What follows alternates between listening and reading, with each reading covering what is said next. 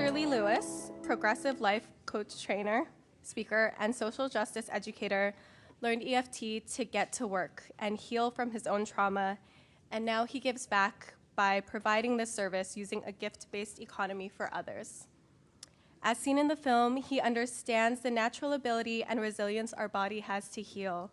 So Echo has flown him down from Oakland to experience this powerful modality firsthand. Everyone, please join me in giving a warm welcome to Victor Lee Lewis.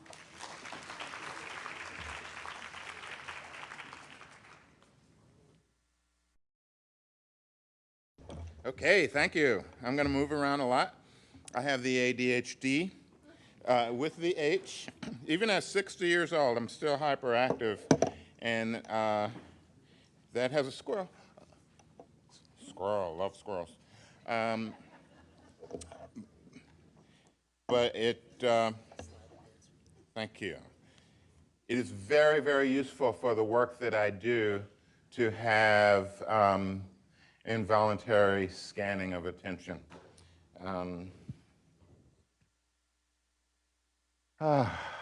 Just so grateful to be here. Louise, thank you. I want to thank all the staff and the folks at the California Endowment for making space for this event, because I believe that the work of undoing trauma, of understanding and consciously meeting the challenge of personal, social, and historical trauma is at the cutting edge of evolution for the human species, and therefore at the cutting edge of evolution for life on planet Earth, because human beings, Homo sapiens sapiens, is in the driver's seat, whether we know it or not, whether we like it or not, or whether we're good at it or not. In the healing of trauma, I believe we have the opportunity to take the next step, to recognize ourselves as a single human family. And when I say human family, when I say brothers, sisters, and siblings all, I'm assuming that every single human being is a member of the same immediate family. We may have not come from the same mothers and fathers, but we have exactly the same levels of core connection and interdependence and need for each other at our full flourishing, as if we did come from the same fathers and the same mothers.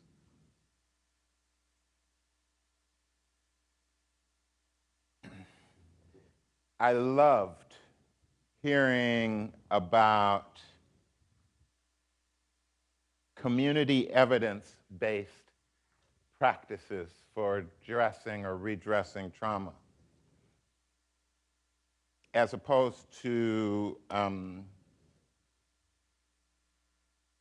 classic mainstream evidence-based, which, if you read the Wikipedia entry on EFT, I wanted to do that. It's on my device. It is so appalling. I need to get my device so I can read this to you. Just a few of the key phrases, because it makes the entire point about why the scholars, the warriors, the practitioners, the caregivers, the healers in this room need to push hard against shallow descriptions of so-called evidence-based.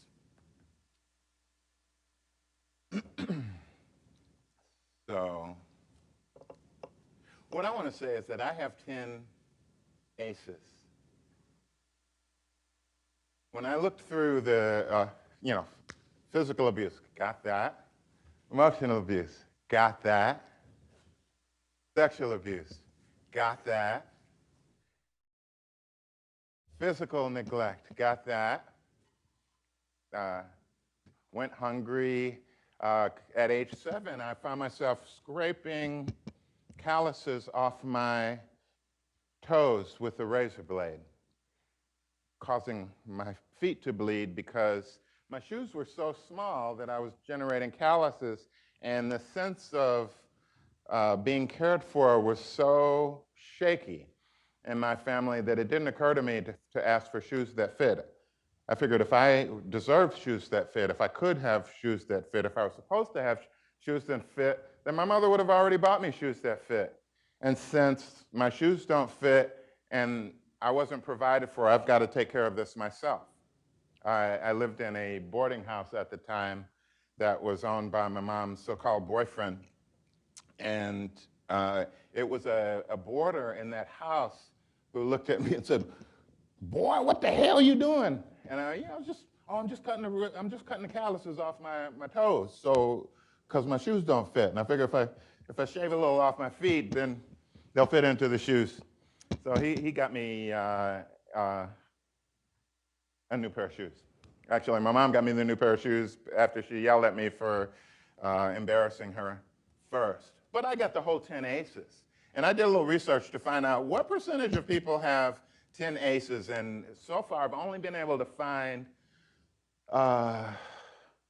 that in Iowa, only 5% of people have have 8 aces, 6 to 8 aces.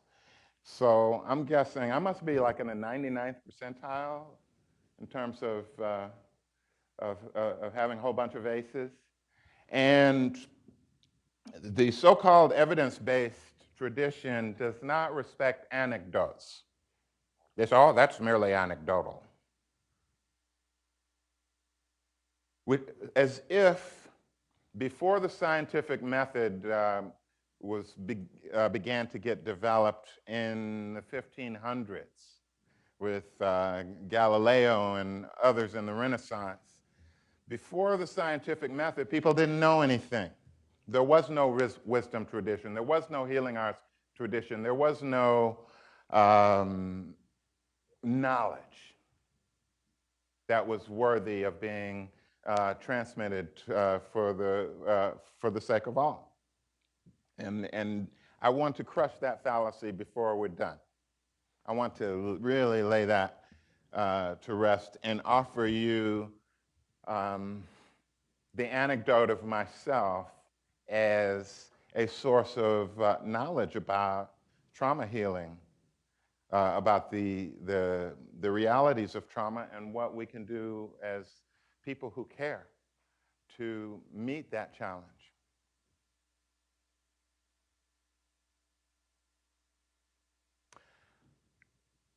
In addition to having 10 aces, I also have a I have a couple of extraordinary protective factors or resilience factors. I would have to say that the number one resilience factor for me in my childhood was my grandmother.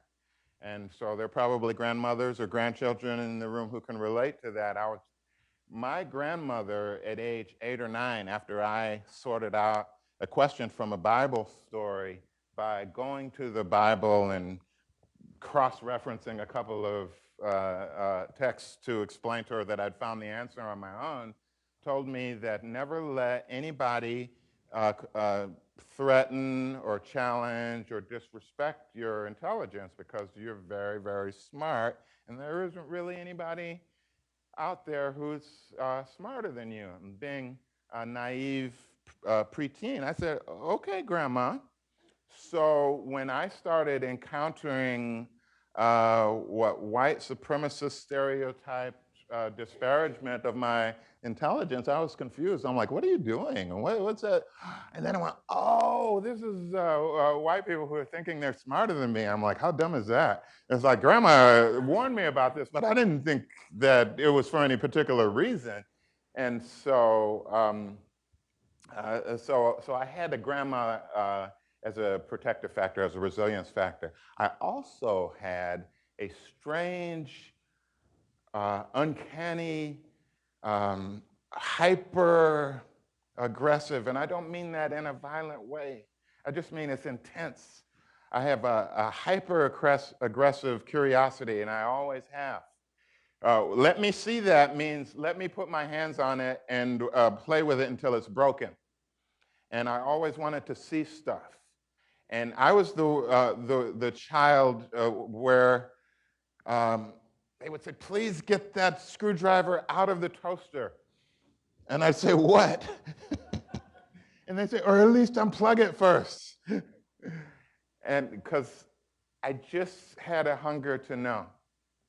And I had a love of the beauty of the world. I grew up in Cleveland, Ohio, in the projects, at least between ages 11 to 16. We were evicted from the projects when I was 16 because my mom ran an unlicensed liquor establishment out of our apartment.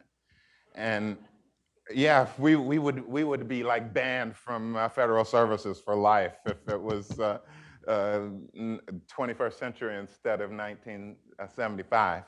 But I lived on the street after that as a 16-year-old teenager, and I never had adult supervision after that.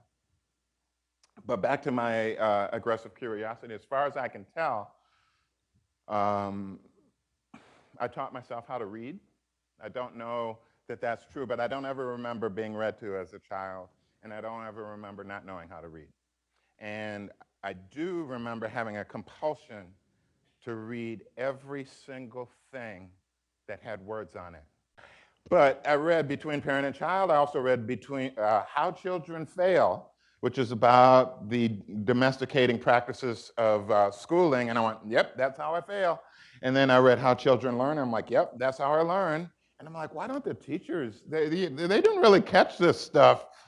I was naive enough to believe that if I could get access to this book, a school teacher could get access to this book and figure out how to teach kids. I was wrong. I also read the World Book Encyclopedia in 6th grade during the free periods. We didn't have that many books at home. We did have some, more than most of my neighbors. But among the kinds of neglect that I received as a child that I believe is most important for me is intellectual neglect. I would have been, if I was born into a middle-class family, I would have been in gifted and talented classes.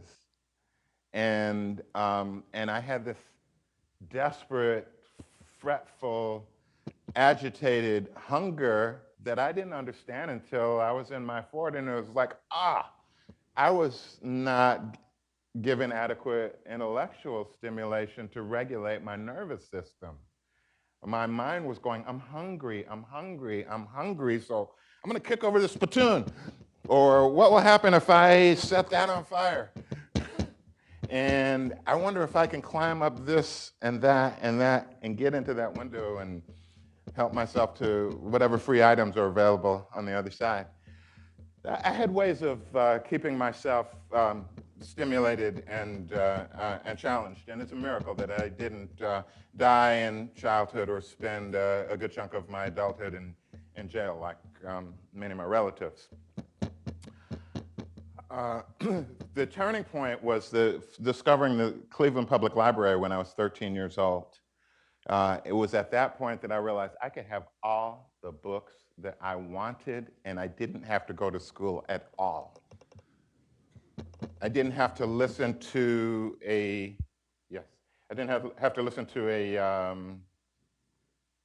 dumb teacher at all. I could pursue my own curiosities, and I did. And between age 13 and 19, I didn't say I'm a neurodivergent person. I do have, in addition to ADHD, there's something else going on with me such that I have what one might be called special interests. I don't think I'm on the autism spectrum exactly, but my favorite book was the card catalog. And I would go to the library and I would pull open a drawer and I would just read every card in the drawer. Librarians would come over and ask me if they could help me with something. I'm like, no, I'm good. I'm reading this drawer. I close it, I come back, and And sometimes if I was interested in anthropology, that's the thing now, or I saw a yoga book when I was 14 in one section, and so I pulled out every book in that wall. Read the front flaps, the back flaps, the bios of the author, the introductions, if possible. And if I loved the book, I would read the book. And if I liked it when it was over, then I would go through the bibliography of that book and see if I could find every book that was referenced in the book that I read, especially the one that had the quotes that I liked the most. And then I would go read those books.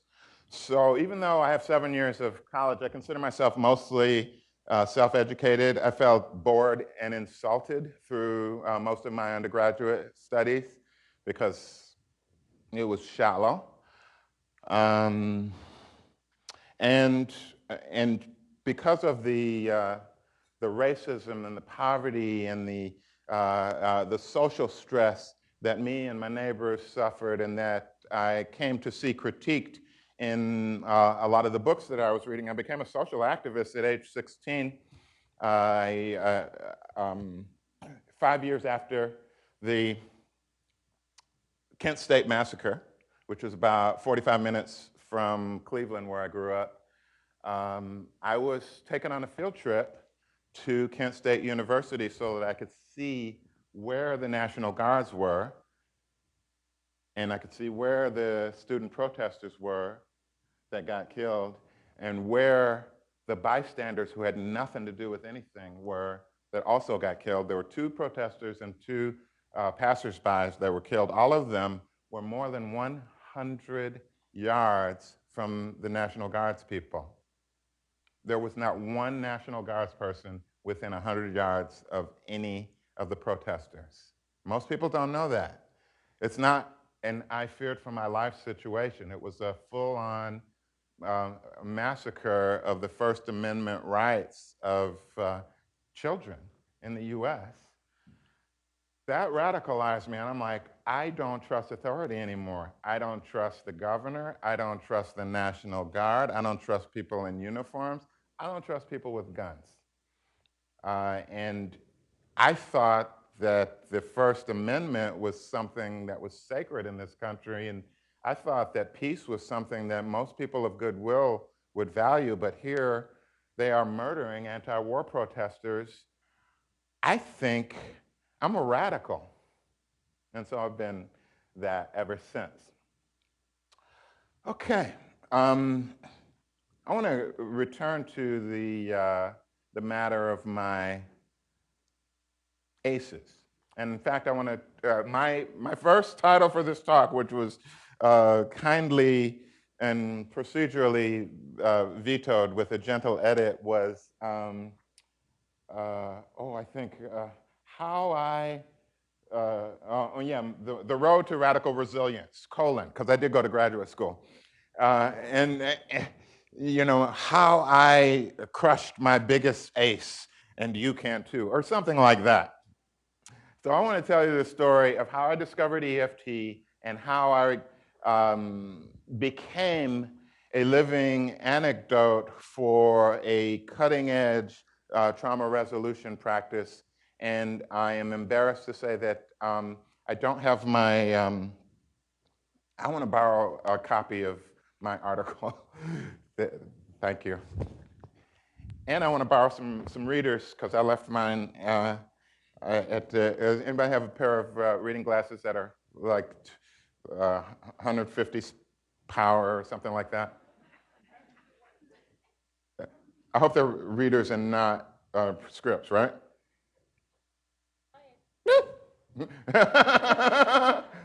Yeah, thank you so much. So I'm going to tell you something, but I want you to take a hold of your own resilience and your well-being, and to check in with me and make sure I'm okay too. Because it is, I can't tell you this story without actually being the story for you. When I was 3 years old, I was involved in a fatal accident involving my sister, less barely a week before her 4th birthday. And I healed the trauma of witnessing her death in a single 45-minute session of tapping.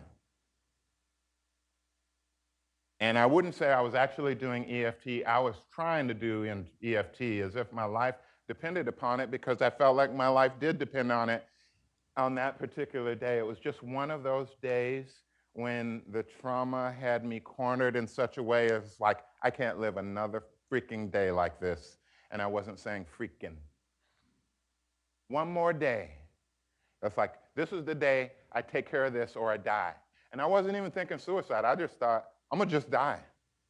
If this, I literally wasn't thinking suicide. I was just thinking, if this doesn't work out today, I'm gonna die from this, and I'm gonna die today.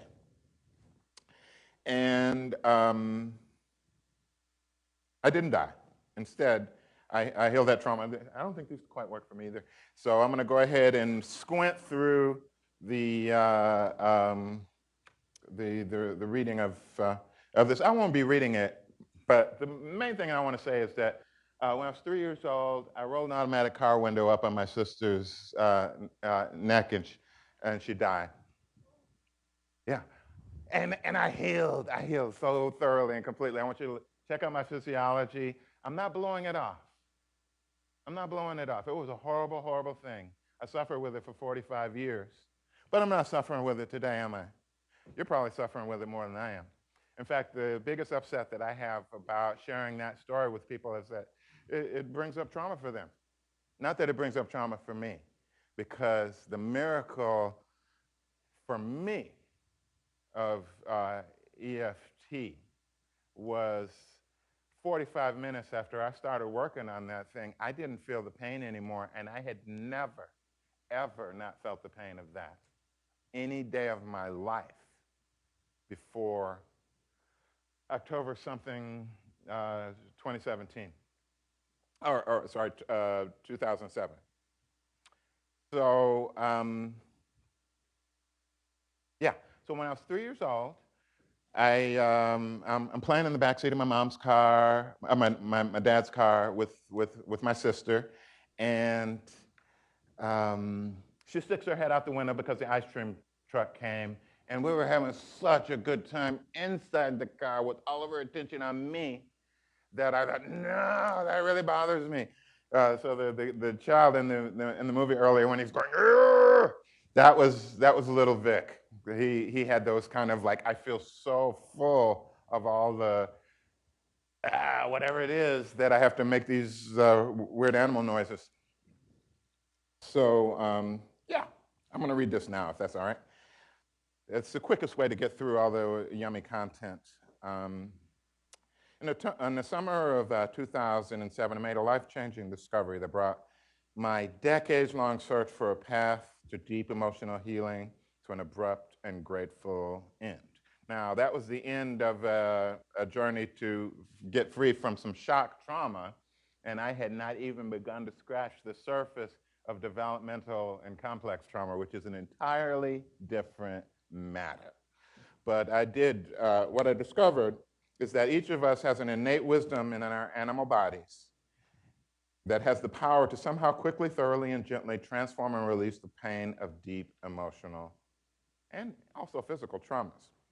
I learned through my own experience that quickly can mean a matter of minutes, hours, or days rather than weeks, months, or years. In my search for the right words to describe the human capacity for rapid transformative adaptation, I have settled on the phrase radical resilience. In the following paragraphs, I'll share how I discovered this power of radical resilience in my own life. Detailed exploration of the implications of this notion for personal and social transformation will be the subject of future writings. The current reflections are only meant as an introduction to a part of our lives that is much more important than we might sometimes think. So it was October 8th, 1961, just a week before her 4th birthday, that I witnessed the accidental death of my beloved sister, Normetta. I had just turned 3 years old myself. It happened in the backseat of my daddy's big white Cadillac with the gigantic tail fins. Moments before her death, we were playing, as we often did, the kind of backseat games that 3- and 4-year-old siblings play with each other. When she stuck her head out the window to squeal at a passing ice cream truck, I figured that if I pushed the button to raise the power window, I would get her to bring her head back and attention back inside the car and to continue playing with me. In 1961, a 3-year-old like I was could operate the power windows in a Cadillac without the need for a key in the ignition with the accessories mode turned on. And a side note, there were two fantastic, beautiful, life-giving outcomes from this tragedy. One of them is the story that I get to tell you today. The other is that every child who has been saved as a result of the fact that you can't raise a power window without the key in the ignition and accessories turned on that is as a result of my trauma. This was a legislative response to what happened to me and my sister. So I am grateful for that.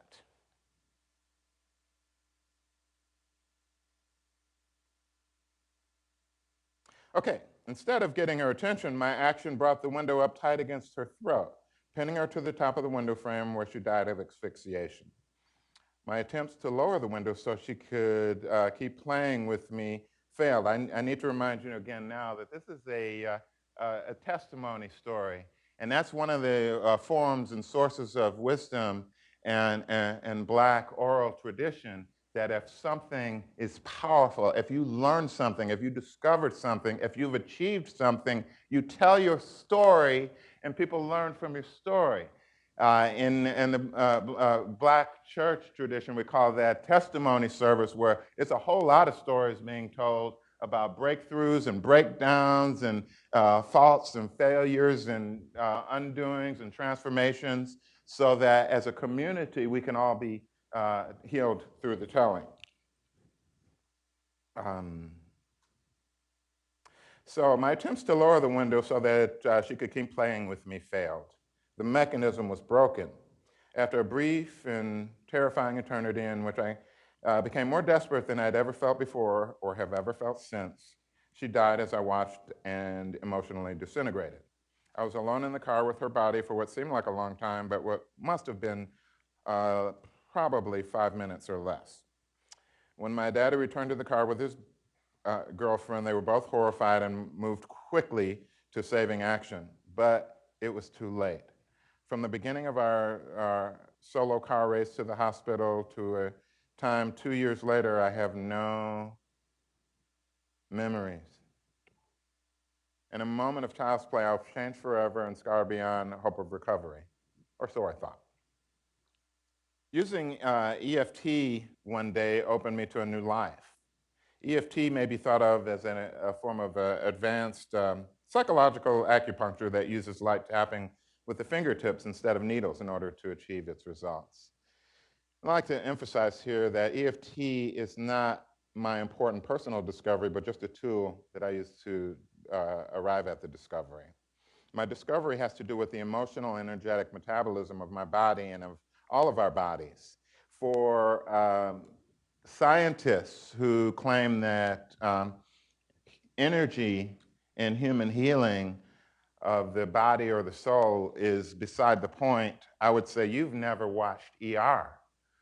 In the opening scene of the first episode of the first series, you've got a highly distressed patient being wheeled from a gurney from an ambulance into an emergency room where they cut the shirt of the person wide open because they don't want to bother to unzip or unbuckle anything, and then they slap electrodes on the chest to what? What do? Those chest electrodes. They first, yeah, that's the defibrillators will shock the heart, but the first pads that they put on are just to monitor the electrical activity of the heart. And electricity is energy, is that right? So here the EKG measures the electrical activity of the heart, meaning hardcore mainstream Western medical doctors realize that the heart's electrical activity, the heart's energetic activity is really, really important. And especially if you have head trauma, maybe even if you don't, they're likely to attach EEG as well to measure what? The electrical activity of the brain. Okay, mainstream, quantitative, Western, hardcore, objective science is acknowledging something without acknowledging that they're acknowledging it, that the energetic activity of the human organism is critical to its health. When the energetic activity on the EKG reaches a certain level, you start hearing wild beeping, beep, beep, beep, beep, beep, beep, beep, or the line goes flat and they're calling a code blue. They're not responding just to chemical activity. They're responding to a dramatic shift in energetic activity. Is that fair to say? Okay, and here's what we do with EFT. We have what we call. Are we done at 2:45 or 2:55 or something like that? Okay. I'm saying, are we drop dead at? We're all done at 3 o'clock, or we're all dead at all done at 2:45. Okay. So we have a little break. I have a half an hour, and I get to finish my story and maybe do a demo. I'm going to push ahead. Okay. No, I'm going to. So my discovery has to do with the emotional and energetic metabolism of the body and of all of our bodies. There is an always available and readily accessible power of our nervous systems to eliminate all of the residual trauma, pain, and toxic beliefs that trauma leaves in its wake. Both the body, visible, and the soul or psyche, invisible, are self-regulating, self-healing, and self-renewing. There are also, of course, two dimensions of one living system. I'm beginning to appreciate that the self-healing capacities of the psyche are as powerful, spontaneous, and competent as the body's capacity for healing. Should we cut a finger, the body will instantaneously move itself away from the source of the injury, begin stopping the blood flow in the wound area, and taking action against infectious agents or toxins that could enter the wound. We never have to think about it. The psyche can also cope with bleeding, infections, and toxicity. When the wound to the body is too deep, we may need sutures or stitches to provide additional support. Is this making sense?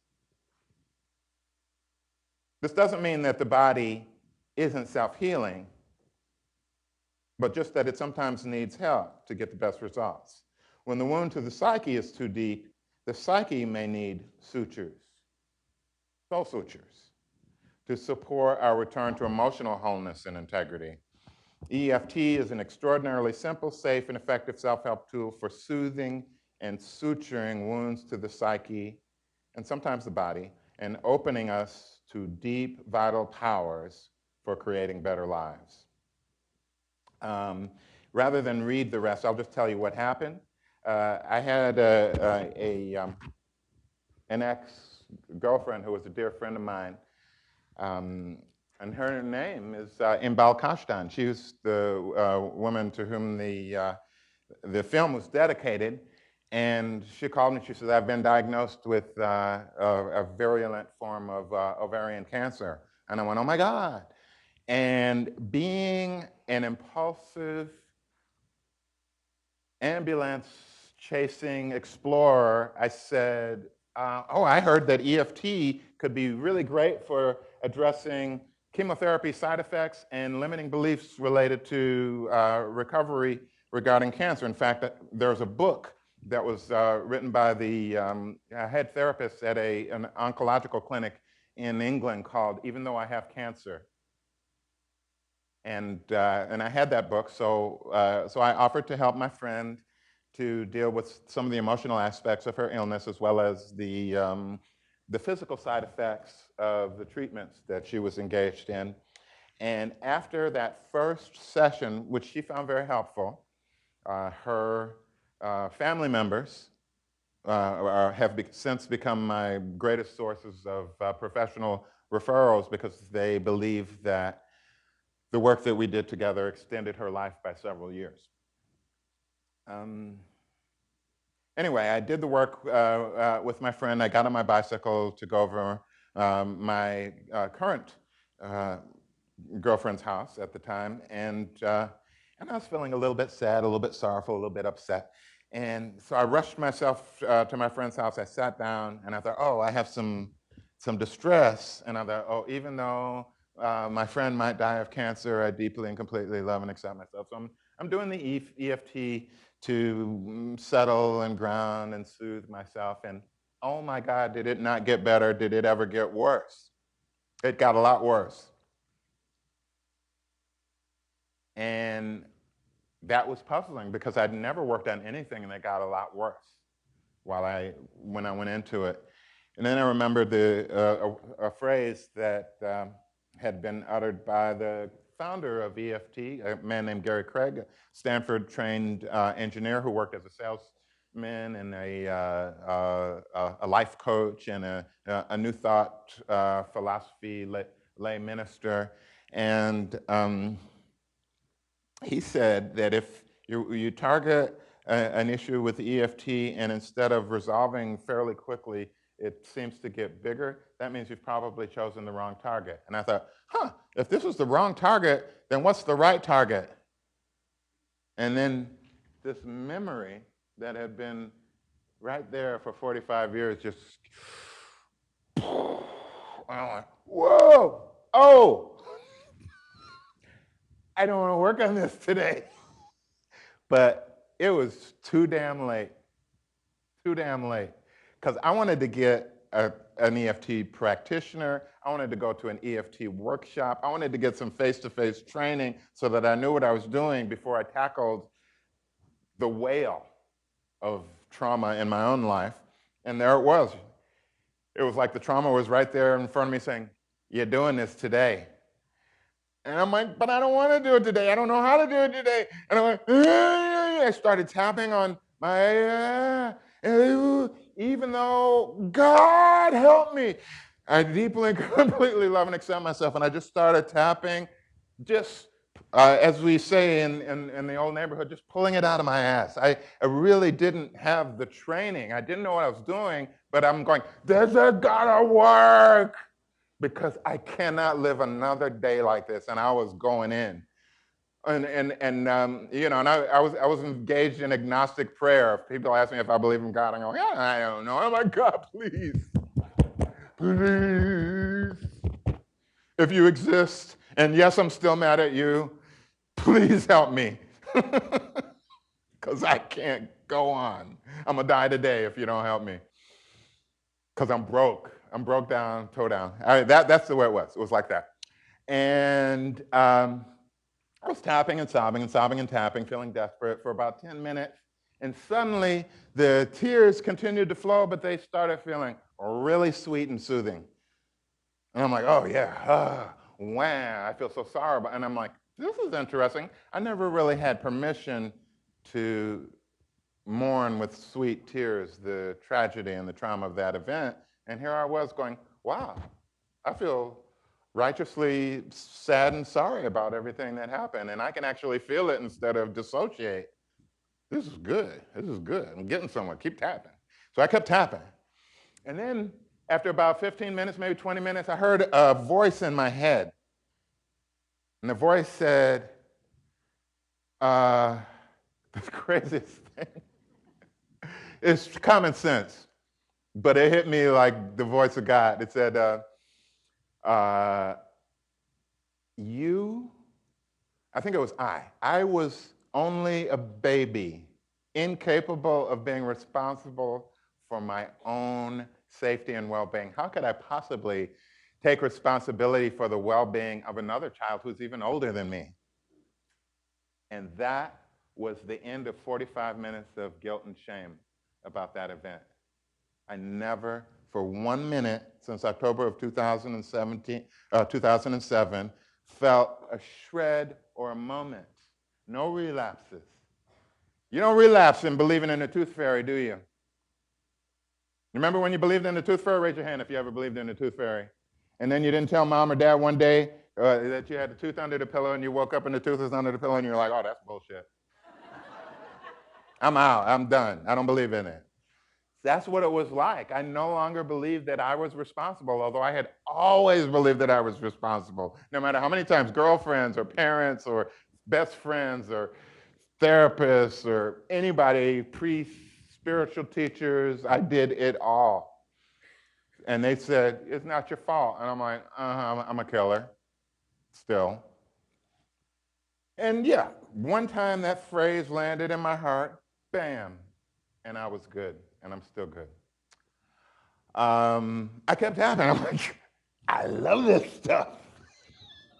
And I'm tapping, and then it got really weird. It was as if a sky hook just came down into the Cadillac and picked me up by my 3-year-old shoulders and lifted me up high, high above the scene of the tragedy. And I could look down through a roof that was not a convertible and see these 2 kids inside. And I think, oh my gosh, and I felt so sad and sorry for the little boy, and I felt so sad and sorry for the little girl, and I felt nothing but compassion for them. Nothing but compassion. And then I looked over and I saw the father of the little boy and the girlfriend of the father of the little boy, and they were running to the car and they were all upset, and I had nothing but compassion for them. And then I saw my mind's eye kind of travel forward down the road from where my sister died to the hospital where we took her body. And I remembered in my spirit the nurses, doctors, police officers who were all there that I was mad at for most of my life, because it was 1961. There was a lot of racism. It was, and they didn't have wraparound services for traumatized families like they sometimes do now. There was no crisis person there for us. And I felt something in my young spirit that had a racial flavor as I got older. And then I thought, oh my God, this is the worst day of these people's lives. I had nothing but compassion for them. And it was just like forgiveness and compassion was all over the place. And I'm tapping away and going, this was weird as hell. Okay. And I'm tapping. And my girlfriend who had been taking a nap, she comes out. She's a psychotherapist. And she was like, what's going on, Vic? And I'm like, oh, I'm working on this thing about my sister. And she's ready to, and I'm like, no, don't do nothing. Don't do nothing. I got this. I'm in a zone of something, and this is good. This is okay. So she sat there and just watched me continue to tap. Again, it all came out my butt because I hadn't taken a training, hadn't done a workshop. Nobody taught me to do my first tapping procedures. And after about 45 minutes, I was sitting on the sofa. I stood up and I went, the nightmare's over. It was almost as if I had gone through this bloody hell, gone to sleep, slept on it, woke up, and it was done. Except that I hadn't gone to sleep. And I'm like, I know this is good because I already know that it's done. Have you ever had a traumatic event or some emotional issue that you were working with and massaging with, and maybe it put a few hours in on, or a few dozen or a few hundred hours in on, and you had a big catharsis about that thing, but you also knew when you were done, it's not done. I'm going to have to come back to this later on and do some more on it. Well, the instant it was done, I went, damn, I cannot believe this is really done. And I need to spend the rest of my life making sure that everybody who needs what I just got can get it. Because this almost killed me for sure to death. Not metaphorically, it almost killed me to death. And then it went, whoof. before I went to a workshop, before I got any training, before I got certified as a practitioner, an advanced practitioner, and as a trainer, which all of which has happened. So that's my story. That's my anecdote. Even though Wikipedia says that there is no reliability, there's no effect of EFT beyond placebo. That's a badass placebo, isn't it? And I'm so grateful for the opportunity to stand here before you and tell you the whole darn thing, so you could look me in the face and go, he's okay, he's all right, he's good. Around that thing, no, it bothered me more than it bothered him. Obviously, he was joking about it, and I'm like going, oh my God. So I really want to not just teach to you or preach to you about it. I'll just offer you my testimony and my personal witness. I lived with this trauma for that long, and I laid it to rest just from tapping. I started with the darn acceptance statement. Let's do this together, would you mind?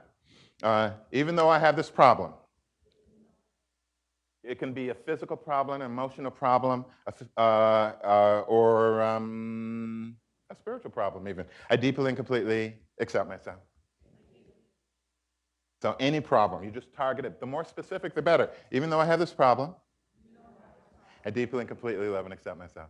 Even though I have this problem, I deeply and completely love and accept myself. And then we go, this problem, crown of the head, beginning of the eyebrows, this problem, then side of the eye, this problem, under the eye, this problem, hitting the havening points. And then under the nose, this problem, chin point, this problem, collarbone, this problem, under the arm, this problem. And then I take a breath in. I often invite people to take a deep breath, but I also know that there are certain people for whom a deep breath can be very, very activating of traumatic content. So I was saying, if you're one of the 100, less than 1 in 100 people for whom a deep breath can be a troubling experience, don't take a deep breath. Take a really gentle sip, and then let it out easy. No deep breaths for you until you're ready, not a moment before. So that's literally everything that I did in that self-help session, I have already taught you to do. I did not have more. I did not. Except that in my over self-educated mind, I believed that it would be better to focus on the general issue that is inspired by the specific event traumas. But as you also have learned from EMDR, undoubtedly yesterday, it is really helpful to be exquisitely aimed and targeted when you're choosing what issues to treat or put into the care of the practice. I'm thinking about questions and answers, but instead what I'd like to do is a brief demo. And what I'd like to do with the demo is to demonstrate something about the unity of the body-mind. The body-mind split is foolishness. There is no such thing. The body is the mind, is our field of relationship. Ask Daniel Siegel, who's right here in town at the UCLA, the godfather of interpersonal neurobiology. Very good material for the work that we're doing. It says that the mind, the body, and relationship are inseparable. And when we know that, we we give care to children in a different way. When we realize that my body and my mind and my relationship with this child are inseparable unity, then of course the little boy, Gabriel and Aiden, are going to feel the distress of their parents and act it out. Of course they are. They can't help it. They don't know what it is. Hopefully their parents can figure out what it is. But so I'd like to do that. Let me ask a question. By a show of hands, if you have physical pain in your body as we're sitting here together, Please raise your hand with the elbow straight. People with physical pain right now. Right now. Okay. Anybody with pain above 5? One, at least a couple? A couple? And what's your issue? Do you mind saying? Back pain. And what do you have? Tooth pain. Very. And how strong? 0 to 10. It's catastrophic. Okay, so this may totally fail. This may fall flat. Is that okay? Would you be willing to play some body mind magic with me? So I read, I believe it was Bessel van der Kolk. He was talking about his experience of Peter Levine, the founder of the somatic experiencing. I'm also trained in somatic experiencing. I've got one more module in their 3-year training to do before I'm a certified somatic experiencing practitioner, as well as a NLP hypnotherapist and NLP trainer. I like getting lots of trainings about things. Remind me your name too. Zordon, please come forward and experience the magic, or watch me fall flat and embarrass myself terribly. Thank you, brother. He offered me fine choco medicine yesterday. Was it fermented also? Yeah, it was some beautiful chocolate kombucha. And I want to invite anybody who has physical pain in your body right now to rate that pain on an intensity scale of 0 to 10, 10 being the highest you can imagine or unbearable, 0 being flat, all good. Zoran's got maybe a 10 or 12. And is it constant or is it more throbbing? I lost amalgam. Amalgam fell out. Put amalgam there when I was like 10 or 12. Maybe like a month ago. And I was supposed to go to the dentist. Yeah, just going to go ahead and finish the training at least. It's just throbbing. So is it throbbing? Is it constant or? Okay. And achy, piercing, what quality? Okay, deep pain in the upper? Yeah, upper. Okay. And so here's what I would like everyone else in the room to do. And I'm like really hoping this works. It always does, actually. So I act like, you know how magicians sometimes will say, oh, I hope I don't screw this up. It's because they know they got it. They got this. And it just adds to the sense of drama and mystery with the audience. Like, what's the trick? The magic is in the body. Yeah, magic is real, but the only real magic is the magic that we make ourselves. Is that all right? So if you also have pain, I would like you to rate it in terms of its intensity, be very specific about its location, and give a few adjectives, descriptive words: sharp, dull, achy, pulsating, constant, or whatever it is. Get that all in your mind's eye, and then write the number down. For 5, 6, 7, 8, 9, whatever it is. Because if it changes, I don't want you to play games with me. I want you to look at the paper, tell me what it was, and tell me what it is now. Side of the hand, Zoran. And now it's just you and me, man. And I'm hoping I can help you get some relief here. Even though I have this horrible toothache, I deeply and completely love and accept myself. No. Even though I have this horrible toothache, I deeply and completely love and accept myself. And so does my new friend, Victor. We've been teasing each other since the very beginning. Yeah, I noticed that I insulted him. He was trying to make conversation, being really friendly, and I was like in my head, and I'm like, oh, forget about it. And he's like, okay, fine. But he forgave me. Thank you, Zoran. I didn't notice. He says it's okay. It's not, especially since you apologized. Bastard. No, my parents were never married. This achy, terrible pain in my. Yeah, achy, terrible toothache. Achy, terrible toothache. Achy, terrible toothache. Achy, terrible tooth. Achy, terrible toothache. Achy, terrible. And I'm going to double up on the achy, terrible toothache. Achy, terrible tooth. Achy, terrible toothache. Just saves time. Achy, terrible tooth. Under the arm, achy, terrible toothache. Yes, tap along with us, please. Terrible. No, just take a deep breath. Unless you need a sip. And then peace. I'm going to say peace at the end. Yeah. Okay, so it's probably still achy, terrible, 12, 11, 10. How strong is it now?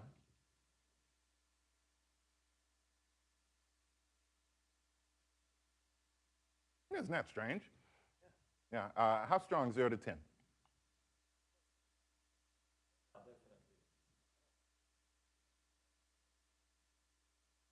Okay. So give it a number between 0 and 10. Okay. It's 5, 6. Even though I still have some of this terrible toothache, Even though I still have some terrible. it's 30, 40% less terrible than it was a minute ago. 30, 40% less than a minute ago. I deeply and completely love and accept myself no matter what. Even though I still have some of this toothache, the magic in my own body is taking care of a whole bunch of it. And I love and accept myself no matter what else happens. That's right. This remaining terrible toothache. This remaining terrible toothache. Eyebrow point, yeah. Remaining terrible toothache. Remaining terrible toothache. Can we stop saying terrible? This remaining toothache. Because it's no longer terrible, obviously. Remaining toothache. Remaining toothache. Remaining toothache. Yeah, just squeeze your wrist like so. Like you're doing post-diagnosis, but with a blood pressure cuff. And peace. Okay, 0 to 10. That horrible, terrible, no good, very bad toothache pain, what do you got now? Before you poke into it. Because Yeah, it's definitely down. to what? 2, 2. No, so it's only about 80% in what, 5 minutes or less. Let's do one more. Even though I just feel the teeniest tiny bit of this remaining toothache pain, we kicked its little ass.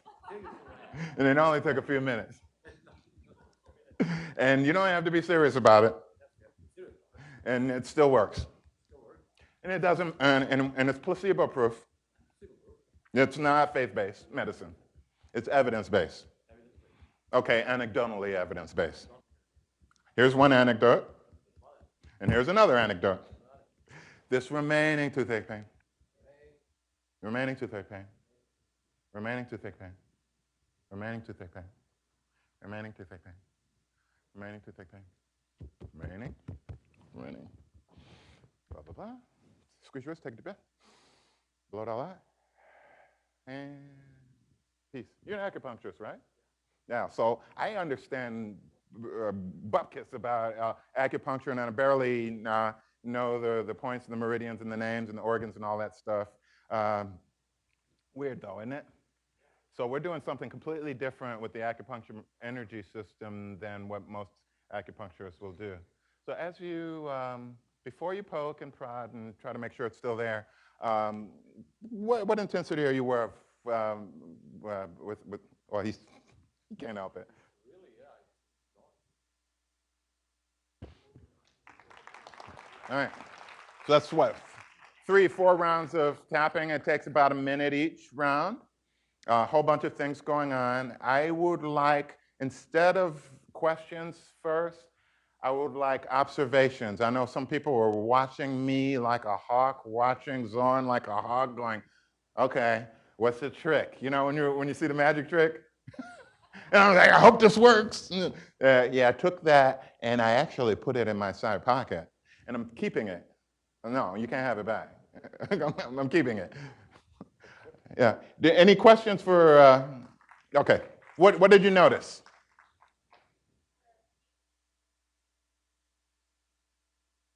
Yeah, so that's real evidence-based. There is something, the magic mirror that never lies is this part of your face. From here up, Whatever your emotion is, it's going to be really obvious to an attuned observer, isn't it? If you remember the wrestling ghost picture that showed up so many times of young Kim, I'm going, oh, that precious little girl photo. And I'm going, but just look at her face below, above the nose. It's sorrow and terror. But then she's scared and sad up here. So you can see the shift in the physiology. I can't make it up. And besides, I'm like, okay, make a fool of me if that's what's going to happen. I don't mind. I'm open to that. That actually builds trust and confidence. When they're willing to fail, but let the failure be on me, then they're willing to do the process, and the process works. Other observations? Things that you saw that I did, that Zoran did. Yes, Aisha.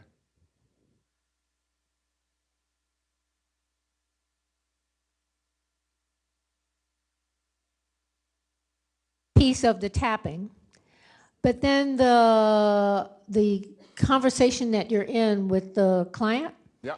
this is an observation, but I'm also stretching. It seems very intuitive. Yeah. Like that's where the human being art form mastery part comes in. Is That's that right. accurate? As you've gathered, both from my poignant lecture and the gonzo quality of my demonstration, that the class clown ADHD, always making fun out of something, even terrible things, it's one of my superpowers. Now, if that's not your superpower, don't do EFT that way. Use whatever superpower you've got. Some people have a quiet sweetness. I do not have a quiet sweetness. I mean, I can put on a quiet sweetness, and it's pretty good. But mostly, my way of being is,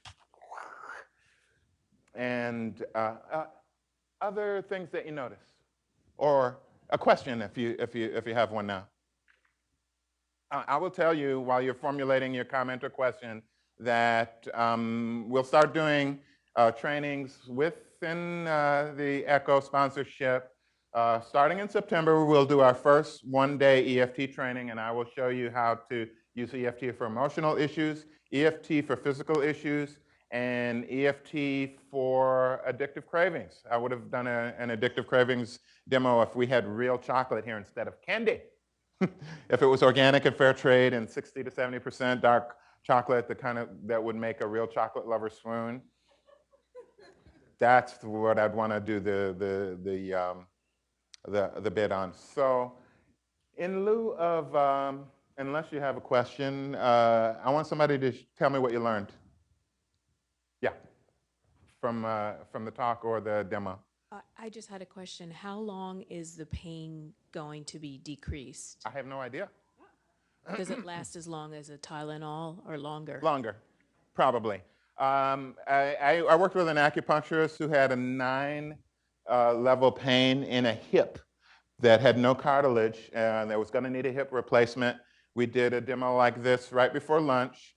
We walked a half a mile to lunch. Then we walked a half a mile back after lunch. I kept checking in with him. How's your pain? How's your pain? He's like, I don't know. And I'm like, you ever seen anything like that? You're an acupuncturist, right? And he's like, I am, but no. So it could be very, very long. Usually when people cast about, I'm an ambulance chaser. When you study EFT, when you start practicing it, the way to get your confidence up is to just whoop it on people. If somebody asks me for Tylenol, I'll go, what for? I got some, but I got something even better. And I was like, tell you what, take your Tylenol, take your Advil, but let's do this tapping thing, which will kick in before the pills do anyway. And they go for it, and I've had just somewhere around 85 to 90% success in giving people fast relief. When it comes to specific event shock traumas, the relief is permanent from one session, just like you can get with EMDR or the Havening techniques or some NLP techniques and very few other techniques that I know of. Time is up. We're done. So if you have other questions or things that you want to say, thank you. Thank you. Thank you.